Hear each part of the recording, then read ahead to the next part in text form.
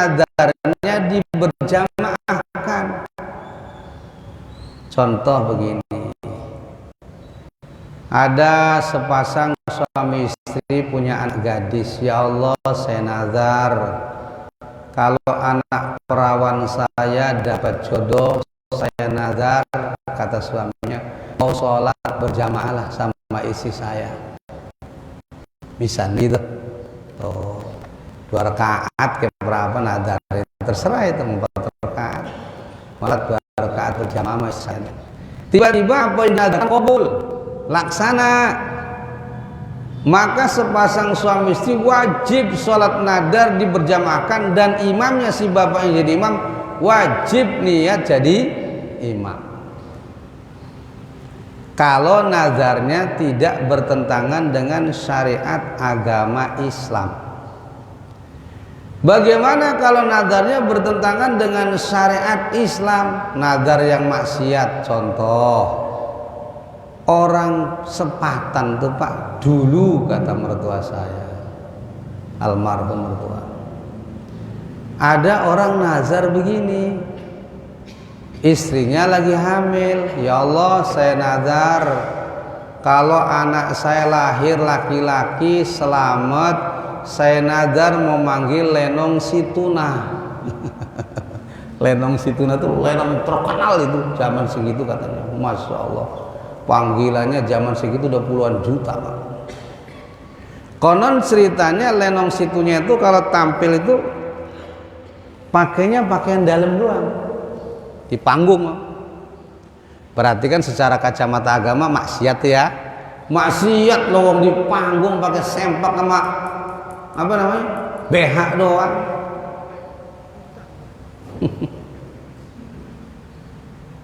Itu namanya nadar maksiat. Kalau nadarnya maksiat tidak wajib dilaksanakan, bahkan wajib jangan dilaksanakan. Kalau nadarnya bagus, ya Allah, saya nadar kalau hasil maksud bisnis saya lancar, saya mau nyumbang jariah nih ke Masjid Al-Mustaqim 5 juta misalnya gitu ya, hasil lancar, wajib tuh nadar itu, wal yufu nuzurahum, bayar nadar itu wajib, sekalipun tadinya nggak wajib, asal hukumnya begitu dinadarkan, apa yang dinadarkan hasil maksud, wajib harus dilaksanakan. Jadi kalau sholat berjamaah, nadar diberjamaahkan, berarti imamnya wajib niat jadi imam. Yang keempat, seorang imam wajib niat jadi imam itu kalau sholatnya sholat jamaah takdim disebabkan karena hujan. Contoh, tadi hujan kan? Hujan, misalnya hujannya lama nih, sekalipun belum sampai waktu isya berarti ya. Tapi diperkirakan ini kalau habis maghrib pulang ke rumah, isya balik lagi malas. Apalagi zaman dulu, kalau sekarang saya enak jalan bangun dulu. Dulu di kampung boro-boro konblok, ya gangnya, jalanannya lapisannya apa? Tai kebo. Tai kebo, tai kambing, malas, najis. Kalau pulang maghrib habis hujan nggak bakal masih ke masjid lagi isanya, malas. Kalau sekira-kira bakalnya malas, jalannya belok karena hujannya gede, boleh nggak dijamaah takdim sebab hujan? Boleh. Imamnya wajib niat jadi imam kalau sholat itu sholat jamaah takdim disebabkan karena hujan. Selain 4 tadi, imam Jumat, imam sholat iadah, imam sholat yang dinadarkan berjamaah, imam sholat jamaah takdim sebab hujan, itu tidak wajib niat jadi imam. Paham nggak? Paham nggak kira-kira Pak? Jelas ya? Harus jelas, ngaji fikih harus jelas. Saya nggak mau ngaji remeng-remeng, sebab guru saya itu jelas, bukan guru remeng-remeng. Iya, guru saya itu bukan Google, bukan. Coretannya dari depan guru ada. Sekarang orang banyak gurunya Google. Males dengerin majelis taklim, bukan. Syekh Google muncul. Bukan saya ngelarang buka Google, ada manfaatnya medsos. Tapi kalau nggak punya guru, siapa gurunya orang? Setan. Nggak punya sanad ilmu dia. Harus punya guru. Makanya minimal seminggu sekali itu harus meluangkan waktu duduk di majelis taklim, di pengajian, siapapun gurunya, siapapun ustadznya. Apalagi kedengaran di Al-Mustaqim pengajiannya banyak. Malam sekarang belum pengajian isya, belum kuliah subuh, belum malam yang lain, tinggal ngamalinnya aja. Kadang-kadang kebanyakan ngaji nggak dipakai, keblinger malah. Iya, kebanyakan ilmu muntah. Ustadz kiai dari mana-mana panggil. Ya bagus, kalau mau belajar ngaji mau, kalau mengamalkannya mau. Kadang-kadang kebanyakan ngaji nggak pakai, keblinger. Makanya ada istilah bahasa qalilan fasara jabalan. Ngaji dikit-dikit, insya Allah lama-lama jadi bukit. Seminggu sekali panteng terus bagus. Daripada ini seminggu ngaji tiap hari kita, besok bulan nggak ngaji-ngaji, bagus. Jadi khairul a'mal adwan wa iqala, sebaiknya amal itu langgengnya, dawamnya sekalipun sedikit. Banyak pengajar sini, termasuk banyak. Sekarang bagus. DKM berarti menyediakan ngajak orang buat belajar ngaji. Syukur kalau ada zamannya, alhamdulillah. Moga-moga bukan sekedar rajin ngaji, tapi benar-benar diamalkan ilmunya. Saya sering ngomong di kampung Pisangan Pak, daerah santri, daerah kiai. Tiap hari itu ada pengajian, ibu-ibu. Hari ini di ustadz ini, hari terus komputer. Giliran saya ceramah ngaji paling banyak di Pisangan. Tapi ngomongin orangnya paling banyak juga masih. Berarti itu ngajinya nggak dipakai. Hari Minggu ustadznya ini terus komputer. Sampai seminggu itu ada pengajian. Tari ibu besok solo, besok terus muter. Tapi dari segi pengamalan nih, yang belum bisa. Ilmu kalau nggak diamalkan sia-sia. Al ilmu bila amal kasyajari bila thamar. Ilmu yang tidak diamalkan bagaikan pohon yang tidak berbuah. Selanjutnya ketika kita berjamaah, kalau bapak-bapak jadi makmum, lihat imam. Kalau sampai tahu imam ini sholatnya batal, makmum jangan terus jadi makmum, jangan jadi. Batalnya itu contohnya misalnya begini, bisa karena imamnya ini auratnya kelihatan, sarungnya bolong, lempengan paha, nggak pakai celana kolor, pakainya sempak doang, tembus kan kelihatan pahanya. Imam makmum ngelihat, imam kita pahanya kelihatan tuh kulitnya bolong bekas rokok, umpama gitu ya. Kan tukang ngerokok sarungnya pada bolong gitu. Zaman kita dulu ngerokok kan itu, aduh sarung BHS bagus sampai bolong setamin. Sekarang ya udah ada kurang rokoknya, jadi kain saya jarang yang bolong sekarang. Jadi kalau pas bolongnya lempengan paha kan aurat. Iya, kalau imamnya pakai celana kolor panjang ketutup nggak apa-apa, kolornya panjang sampai dengkul ke bawah nggak apa-apa, sarungnya ada bolong kan kelapis. Ini imamnya misalnya pakai celana sempak doang, kelihatan nih pahanya, kulitnya. Makmum mau ngimam mau ngemakmum jangan jadi. Kalau sudah tahu imamnya batal, wong auratnya kelihatan, makmum batal, rusak sholatnya. Atau imamnya hadas, ya hadas itu begini. Misalnya bapak-bapak melihat seorang yang biasa jadi imam berangkat ke masjid, sebelum berangkat cium tangan dulu istrinya, dia punya wudhu tuh. Ya, sampai di masjid dia nggak wudhu lagi, batal nggak? Batal kan? Nggak punya wudhu kan? Nggak memenuhi syarat kan? Makmum tahu tetangganya, itu tadi jadi imam, perasaan istrinya cium tangan tuh, di sini nggak wudhu lagi. Berarti kan tahu batal tuh. Jangan ngemakmum. Saya mohon maaf Pak, kalau numpang sholat dia lagom. Kalau kebetulan lewat ada numpang sholat. Kalau berjamaah pertama, mau kedua saya yakin mau imamnya kiai, kenal Kiai Ghazali Mansur, terus Ustadz Ma'ruf teman saya orang Serang, ahli qiraat, ahli fikih. Nah kalau giliran keempat kelima kalinya tuh yang jadi imam pegawai Pemda, kan saya kagak tahu dia bisa ngaji nggak. Beres tekan tuh baca Fatihahnya. Saya daripada ragu berjamaah imam sama orang kayak begitu, saya mending sholat sendirian. Berjamaah itu bagus kalau kita yakin imannya memenuhi persyaratan. Kalau enggak, berdiri sendiri aja. Kan kalau sholat siang perbut jadi imam pegawai. Kenapa? Nggak ketahuan bacaannya, salah benernya. Coba kalau sholat maghrib ketahuan. Ya syukur-syukur sih yang jadi imam pegawai puspem tuh orang yang bisa ngaji, alhamdulillah. Tapi kalau saya ragu, saya nggak mau. Saya ini biar begini juga dipanggil orang guru ngaji. Kalau sembarangan makmum kalau ada imam, nanti dulu. Nggak dibolehkan seorang yang rada ngerti ngemakmum kepada imam yang umi. Umi itu yang bacaan Fatihahnya acak-acakan.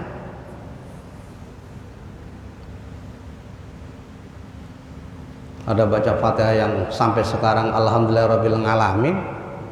Ada? Ada nggak? Saya alamin, ngalamin. Masih ada itu. Yang kayak begitu jangan jadi imam, jadi makmum aja udah. Nggak boleh. Ngalamin. Lam yaj'al, lam yajngal. Barang dijer, lam yajengil. Waduh, kacau itu berjamaah. Kalau sudah belajar maksimal Pak, nggak bisa-bisa. Ada orang logat alasan begini.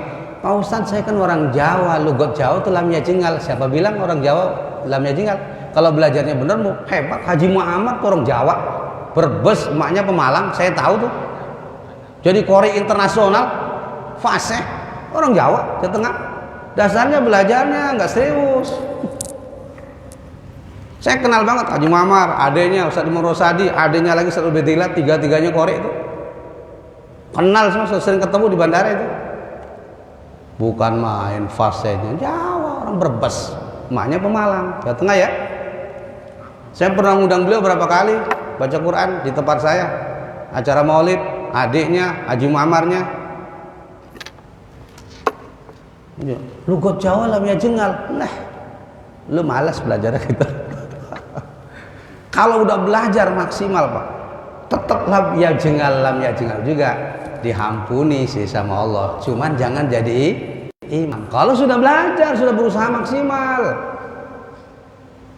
Saya punya murid orang tukang becak Kerawang Subang, ngontrak di Tangerang, ngaji baca Quran ke saya belajar. Dari kampung nggak bawa apa-apa, karena rajin, udah tua. Kita yang ngajarin udah sabar ngajar tua itu, lidahnya udah berat. Pulang dari Tangerang bawa duit, bawa ilmu, karena dia nggak gengsian. Sekarang kan belajar pada gengsi. Apalagi ada HP, udah. Belajarnya tadi, Syekhuna Google dulu, nggak punya guru.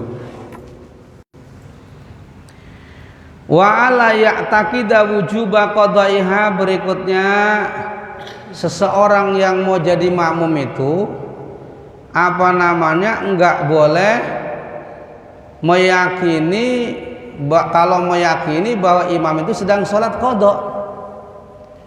Kalau sudah yakin imam, orang yang menjadikan imam itu sholat qadha, kenapa ngemakmum? Contoh, imam ini sholat subuhnya kesiangan, diqadhain di waktu dhuhr. Udah gitu doa kunut lagi di masjid, Allahumma hdini. Datang makmum belakang, ngemakmum sholat dhuhr. PA nggak itu? PA. Lah masa doa kunut waktu dhuhr begitu sholat dhuhr, paling gue sholat subuh. Kecuali di Cikaduan Pandeglang, sholat doa kunut itu Pak 5 waktu pakai. Saya pernah dulu nyanter di almarhum Kiai Haji Misbah Cikaduan. Sono 5 waktu dipakai. Di sini nggak biasa. Kalau di sini dipakai Tangerang, sangkanya aliran sesat. Di sana udah biasa. Lah kalau di sini orang doa kunut waktu dhuhr, pasti kan kode subuh. Kenapa yang baru datang ke makmum sholat dhuhr sangkanya sholat dhuhr? Nggak boleh. Wa ala yakuna makmuman walau umian, juga nggak boleh seorang jadikan imam lagi jadi makmum. Udah ketahuan lagi jadi makmum, kenapa jadi imam? Contoh begini nih, ini imam, ya, ini makmum, ini datang baru dari sini, kenapa dia ngemakmum ke sini? Wong ini lagi jadi makmum. Kan kecuali kalau ininya udah salam nih, salam, ya kan? Ini bangun nambahin, lah baru boleh nih yang baru datang nih ngemakmum ke sini. Jelas nggak kira-kira Pak? Lo ketahuan lagi jadi makmum, kenapa dia datang dengan makmum ke sini? Ini kan sholat anak kecil, sholat kekeretaan ini namanya. Ntar ada lagi makmum ke sini lagi nih. Ini namanya ibadah gak pakai ilmu kayak begini. Lah ini udah selesai uluk salam, ini kan makmum masbuk nih misalnya nih, nambahin 1 rakaat lagi atau 2 rakaat lagi. Lah ini datang boleh makmum ke sini. Paul kita lo. Ya begitu kan ngerti. Aduh, banyak pertanyaan dia. Kalau memang saya alhamdulillah kelebihan di fikih gitu ya dibulak-balik pertanyaan juga asal mau aja nama saya masalah fikih. Bukan ngomong sombong. Ayo, disungsang walik ke pertanyaan fikih mah. Apalagi sekarang udah pergi haji. Kalau dulu saya belum pergi haji, saya takut orang nanya bab haji, salah jawab karena saya belum praktek ke dia. Sekarang nanya apa yuk? Tambah lengkap perasaan alhamdulillah. Gitu kan. Walau umian nggak boleh, umian nggak boleh makmum ngemakmum kepada imam yang umi. Umi di sini bukan artinya ibu. Umi di bab fikih, di bab sholat itu adalah orang yang bacaan Fatihahnya cacat. Seperti alhamdulillah dibaca alhamdulillah umpama, alamin dibaca ngalamin, siratal shad dibaca sin. Kami shad mancus, ihdinas mancus. Kita belajar Fatihah di ahli qiraat. Woi, Walidi, lo kalau belajar qiraat jangan ngedekuk aja, liatin mulut gua. Kalau mulut gua monyong, lo monyong. Begitu belajar tuh kalau nggak ahlinya. Jadi bener-bener tuh sinkron antara murid sama guru. Ihdinas, ihdinas mesin, sin sama shad makhrajnya beda. Bagaimana sih? Ngaji mau semua guru dipanggil, sirotol aja, sirotol. Ya. Ihdinas, saya mau ngajarin ibu-ibu ya begini nih. Kalau ada ibu istiqomah kan separuh ibu-ibu. Buka hordengnya, nggak haram. Lagi praktek. Fanatik amat. Kalau nggak dibukawi kita praktek begini mau nyamuk, dia nggak bisa ngeliat saya. Praktek sholat, ruku yang bener, buka hordengnya. Fanatik dari mana? Wong ini mau darurat hukum fardu ain kudu ngerti. Buka dulu, ntar beres tutup lagi. Saya juga punya bini sudah cakep jelek-jelek amat. Jangan takut ditaksir sama saya, bininya orangnya ngaji. Kan ada kiai itu kalau pengajian yang fanatik itu nggak boleh ketemu sama jamaahnya di kamar dia kalau ngajari ibu. Bagus, tapi giliran praktek udah nongol.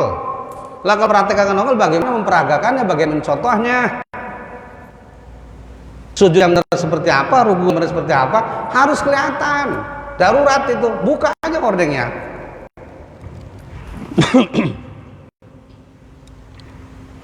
Saya nggak ngerti gitu ilmu tasawuf. Lah kalau nggak ada pentingnya mau buat apa? Latih ibu kita juga. Ibu-ibu juga kalau nggak ada pentingnya lah saya buat apa? Dosa-dosain. Penting ilmu. Lihat, saya praktek begini harus lihat. Gitu. Wa alla yataqaddama fil mauqifi, makmum ketika berdiri enggak boleh lebih maju. Ini apa? Tumit ya? Tumit ini ya? Tungkak atau tumit? Tumit, tungkak ya sama ya? Ini tumitnya, tungkaknya nggak boleh lebih maju daripada imam. Kasih gambaran. Apalah, praktek lah. Coba ya. Sampai ilmunya ke anak, ke istri gitu. Biar ilmu saya ngalir gitu. Kan saya nggak bisa jarinya duit, jarinya ilmu. Ini patokannya ini nih. Tumit kita nggak boleh lebih maju daripada tumitnya imam. Kan suka ada orang sholat ini imam, makmum di sini kan, kadang-kadang lempeng, Masih boleh tapi makruh. Kalau ininya tumitnya ini lebih maju daripada tumitnya imam nggak sah. Tapi kalau tumitnya masih rata atau lebih mundur dikit sekalipun ujung jarinya majuan makmum karena kakinya ke kaki gajah umpamanya gitu ya. Tolok ukurnya bukan ini. Tolok ukurnya tumit. Nih, ini jangan lebih ke depan daripada imam. Nah, kalau sini nggak mungkin. Kan kalau salat berjamaah belakangan kan ya, suka ini imam, ini makmum kan? Benar nggak? Ini patokannya ini nih. Kalau masih lurus aja masih mendingan cuma makruh. Tapi kalau sudah majuan dikit daripada tumitnya imam, nggak sah. Ih, ribet amat ya, banyakkan kabel. Iya, yang kayak begini kan kudu praktek pak, kudu ngelihat saya kan. Kalau ngandelin hadis sallu kama ra'aitumuni usolli, sholatlah kamu sebagaimana kamu melihat aku sholat. Nanti kitanya hidup bukan di zaman Nabi, nggak ngeliat Nabi kan. Bagaimana cara kita melihat praktek sholat Nabi? Ini dari kitab. Yang ngelihat praktek Nabi itu sholat sahabat, karena hidupnya di zaman Nabi, benar. Yang ngelihat sahabat para tabiin setelah Nabi meninggal, ya, tabiin, tabiat, terus salafus salaf. Lah dari salafus salaf ulama dulu tuh dibukukan lah lewat kitab-kitab fikih itu praktek sahabat begini, praktek sholatnya Nabi begini. Lah jadi ngaji fikih itu berarti seperti kita ngelihat Rasul bagaimana sholat. Kita nggak bisa langsung lihat, hidupnya juga bukan di zaman Rasul, udah 14 abad yang lalu meninggal, ya kan? Lah kalau nggak praktek di fikih ini kita nggak tahu persis bagaimana praktek sholat yang Rasul benar. Dari mana taunya kalau bukan dari kitab fikih? Itu. Maka penting sekali belajar fikih ini. Saya itu boleh dibilang rada cerewet pak kalau ngaji begini. Tapi insya Allah cerewetnya cerewet bener, supaya beban saya ini tanggung jawab di akhiratnya jangan berat. Terus sampaikan apa adanya. Itu. Selanjutnya masalah berjamaah itu apa namanya? Kalau seandainya bisa kumpul di satu tempat di dalam masjid, nggak usah bikin di luar.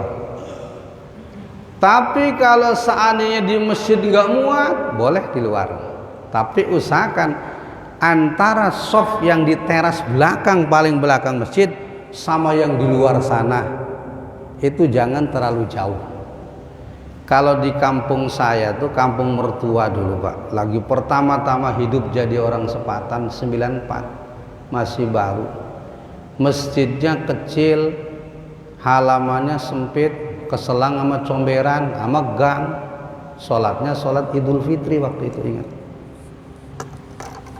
Jadi di luar itu ada yang keselang sama gang, comberan jauh. Yang penting jauh antara yang nempel di masjid sama yang keselang tadi itu jangan melebihi 300 hasta. 300 hasta itu 150 meter, karena satu hasta itu segini, setengah meter. Berarti kalau 300 hasta 150 meter kurang lebih. Saya nyebrang comberan pak, tapi sholat Idul Fitri doang ramenya.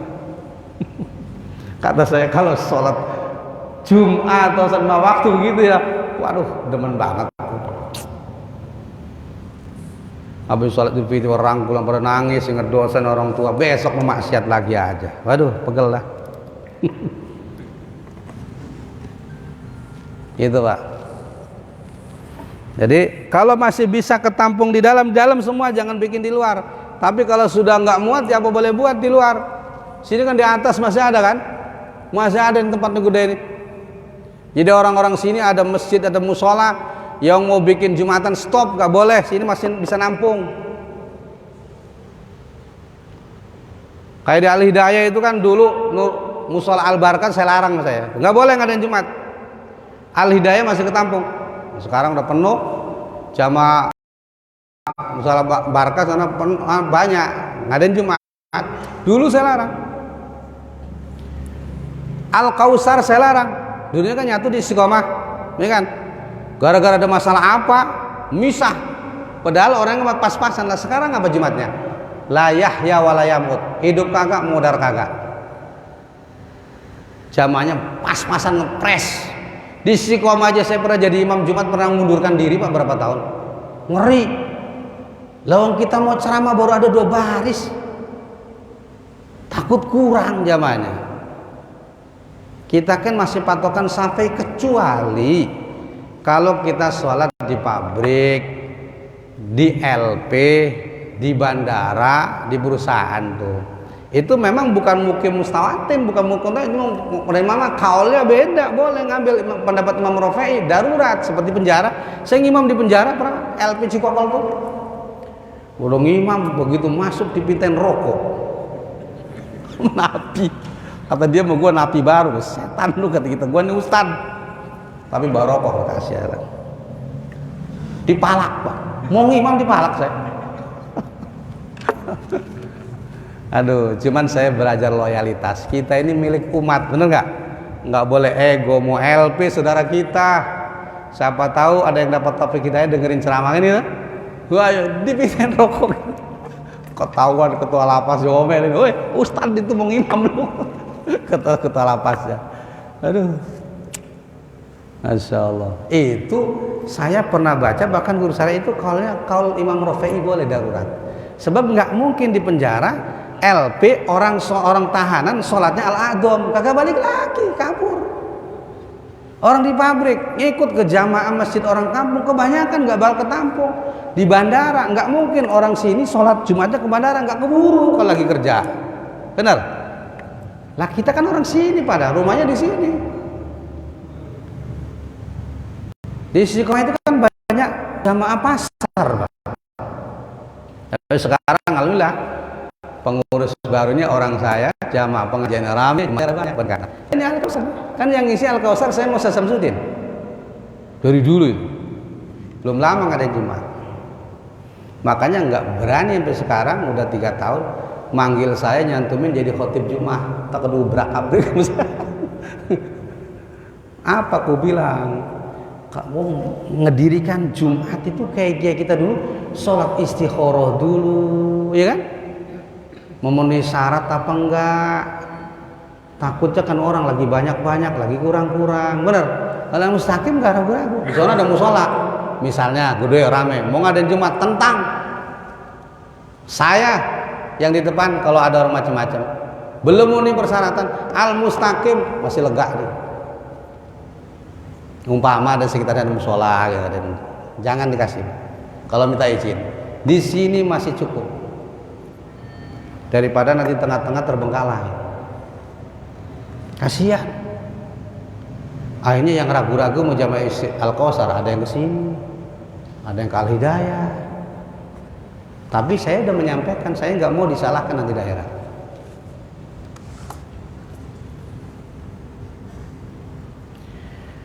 Selanjutnya udah waktu ya? Belum? Aku udah waktu dong. Dikit lagi ya. Ya. Selanjutnya harus akur berjamaah itu susunan rakaatnya. Artinya gini, Pak. Seumpama kita ini seorang musafir di perjalanan, kan musafir kita boleh jamak, boleh qashar kan? Mampir di masjid misalnya di Cirebon, numpang sholat di masjid itu, ada orang penduduk mukim Cirebon lagi sholat dohor, sholatnya disempurnakan 4 rakaat. Kan kita mau perjalanan jauh kan jamak qashar biasanya 2 rakaat. Boleh nggak kita yang musafir ngemakmum kepada mukim? Jangan, karena rakaatnya bilangannya beda. Dia 4 rakaat, saya 2 rakaat. Ya, dia pulang dari Jawa, rombongan kiai ustad para habaib sebis arah pulang udah deket Cikampek, nyari masjid lah, saat lapar pengen makan, ketemu restoran nempel di masjid. Tapi kita musafir kan, nggak Jumat nggak wajib ya, mau jamaah aja gitu. Itu orang-orang ke masjid Jumat, saya mau ke restoran makan. Kata jamaah masjid, orang nggak salah tuh, sorban gede-gede kiai ustad habaib, orang-orang Jumat makan di restoran kagak Jumat tuh. Ya nggak ngerti pasti begitu kan? Iya. Tapi yang ngerti enggak, oh musafir dia. Tapi saya gemalu itu diliatin aja. Aduh, kata kita, kenapa nih dapat restorannya dekat masjid lagi. Karena kita nggak Jumat kan, mau di jamaah habis makan doh gitu, nungguin jamaah Jumat bubar kita masuk ke masjid, maksudnya mau jamaah masar gitu, marah pulang sini. Waduh, itu kalau yang nggak paham suudon, Ustadz sebegitu, kiai sebegitu, Habib sebegitu, orang Jumat berbuadok di restoran. Tapi yang ngerti insya Allah, oh musafir, dia nggak di Jumat, paling terdohor asar di jamaah kan. Jadi kalau kita musafir berjamaah sholat ngikut ke orang mukim yang disempurnakan, sementara kita 2 rakaat, yang mukim 4 rakaat, nggak boleh, nggak sah, kita bikin sendiri di belakang. Rombongan musafir yang sama-sama di koser gitu mestinya. Jadi nggak sembarangan. Tapi kadang-kadang juga orang masjidnya nggak ngerti. Saya pernah di Kediri kalau nggak salah.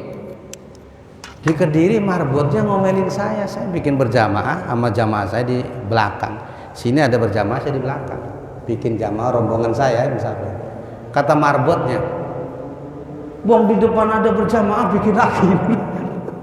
Kata si marbot. Barang habis salam selesai ada yang nyamperin, "Pak, maaf ya, tadi marbot gak ngerti, Bapak musafir." "Iya." "Ya udah biarin." Aduh, kata kita, ampun. Lah kata ngelawan orang kagak ngerti itu berotot. Kalau diladenin ribut. Kalau mendingan kita belawan sama-sama ngerti, main otak, main ilmu kan. Lah kalau ribut sama orang bego, urat yang keluar, kagak nyambung saya ngomong. Sama-sama ngerti, oh sekali dia ngerti tuh gitu. Gitu Pak. Barangkali ini yang dapat saya sampaikan. Mudah-mudahan ada manfaatnya, kurang lebih mohon maaf. Sebelum saya tutup sama doa, silahkan barangkali ada pertanyaan, silahkan.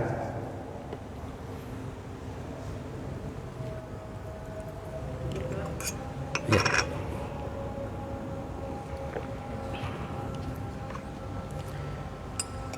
Ada yang nanya? Kalau nggak ada, saya tutup sama doa. Oh ya, silakan. Waalaikumsalam warahmatullahi wabarakatuh. Kita membahas masalah imam.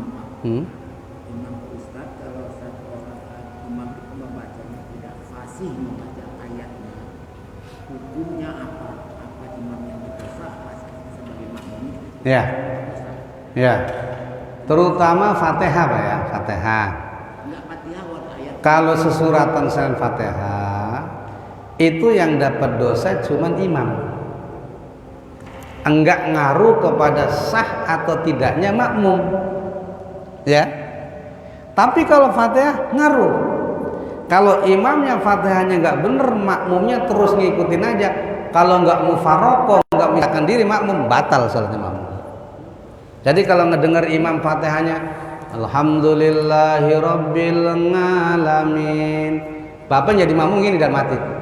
Niat saya mufarokoh atau niat saya memisahkan diri dari imam. Itu baru bener. Kalau udah ngalamin ikutin aja, waduh. Celaka. Atau imamnya ngelihat sujudnya kakinya tuh nggak begitu tuh Pak. Ya, ini berarti nggak ngerti. Begini tuh nggak nunjang. Bapak mendingan mufarokoh. Kecuali nggak nunjangnya itu karena faktor penyakit, stroke misalnya, itu darurat. Wong sehat kok, kenapa nggak nunjang? Kenapa begini? Berarti nggak ngerti. Gitu ya. Ada lagi? Kalau nggak ada, saya tutup sama doa. Mari kita membaca suratul Fatihah, memohon kepada Allah mudah-mudahan guru kita yang sekarang sedang sakit, Ustaz Samsudin, diangkat penyakitnya, disembuhkan seperti semula. Ala hadiniyah walikulnatin shalah. Wa ila hadratin nabiyina Muhammadin sallallahu alaihi wasallam khususan syahidal kiram al-Ustaz Samsudin. Ya Syafi Allahumma isbi abdaka Ustaz Samsudin, la shifa ila shifauka, shifa la yughadiru saqaman wala alaman. Siril Fatihah. A'udzu billahi minasyaitonir rajim. Bismillahirrahmanirrahim. Alhamdulillahi rabbil alamin. Arrahmanir rahim. Maliki yaumiddin. Iyyaka na'budu wa iyyaka nasta'in. Ihdinas siratal mustaqim. صراط الذين أنعمت عليهم غير المغضوب عليهم ولا الضالين. بسم الله الرحمن الرحيم. استغفر الله العظيم يا جواد يا كريم يا مجيب السائلين. اللهم صل على سيدنا محمد في الأولين والآخرين وبارك وسلم ورضي الله تعالى عن سيدنا وصحبه سيدنا رسول الله أجمعين. آمين. لك الحمد يا معبود حمدا يوافي نعمه ويكافي مزيده. يا ربنا لك الحمد كما ينبغي لجلال وجهك الكريم وعظيم سلطانك. اللهم اغفر لنا ولوالدينا وارحمهما كما ربيانا صغارا ولجميع المسلمين والمسلمات والمؤمنين والمؤمنات. اللهم إنا نعوذ بك من جهد البلاء ودرك الشقاء وسوء القضاء وشماتة الأعداء. اللهم سلمنا من كل آفة وبلية ومن شر الحاسدين والظالمين ومن شر الأعداء والشياطين. ربنا هب لنا من أزواجنا وذرياتنا قرة أعين واجعلنا للمتقين إماما. اللهم اجعلنا وأولادنا وذرياتنا من أهل العلم والخير ولا تجعلنا وإياهم من أهل الشر والضير.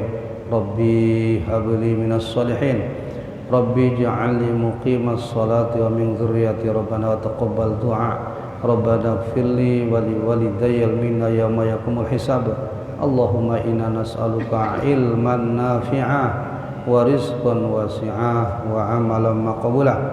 ربنا تقبل منا إنك أنت السميع العليم وتب علينا إنك أنت التواب الرحيم. ربنا آتنا في الدنيا حسنة وفي الآخرة حسنة وقنا عذاب النار وأدخلنا الجنة مع الأبرار يا عزيز يا غفار يا رب العالمين. وصلى الله على خير سيدنا محمد وعلى آله وصحبه وسلم. سبحان ربك رب العزة عما يصفون وسلام على المرسلين والحمد لله رب العالمين. والسلام عليكم ورحمة الله وبركاته.